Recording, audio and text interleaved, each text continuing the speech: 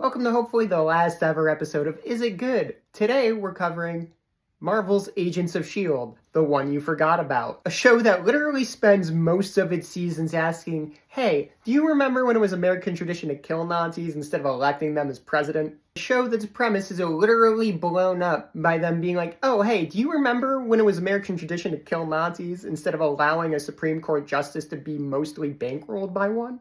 Is it good? I don't have an opinion either way, but I just wanted to state the above.